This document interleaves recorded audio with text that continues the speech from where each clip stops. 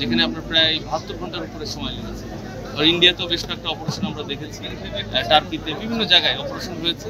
সুতরাং এগুলো অনেক সময় সাপেক্ষ, কারণ এটা কোনো টেকনোলজি দিয়ে মানে ছোট ডায়ার কোনো জায়গায় কখনো কোনো এটা করা যায় না। আপনার অপারেশনটা মানে তাকে সরাসরি তুলে নিয়ে আসার সিস্টেমটা করা যায়, তাকে সার্ভাইভ অবস্থা যেগুলো অক্সিজেন সরবরাহ অন্যান্য যেসবগুলো সরবরাহ করে দেন তাকে ওখান থেকে স্টার্ট করা অথবা সমান্তরালভাবে আর একটা টানেল ঘুরে তারপরে ওখান থেকে বের করা, এই জন্য সময়।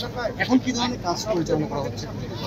এখন আপনারা দেখতে পাচ্ছেন যে এক্সকাভেটর দিয়ে আমরা ওটাকে মানে আলাদা একটা গর্ত খুঁড়ে ওই সমান্তরালেই ওই নিচেই বরাবর পৌঁছানোর চেষ্টা করা হচ্ছে বেসমেন্টে, যে 35 ফিট নিচে, এটা প্রায় 3 তলা সমান, এই জন্য এত সময় লাগছে। মানে ওটা তো এখন বাস্তবে দেখা যাবে। আমাদের তো ক্যামেরা দিয়ে আমরা টেকনোলজি যা যা আছে আমরা চেষ্টা করেছি, এখনো চেষ্টা করে যাচ্ছি। এই জন্য এখন আমরা একটু মানে অপারেশনে মনোযোগ দিই, তারপরে ফাইনালি আমরা আরো আপডেট দিই।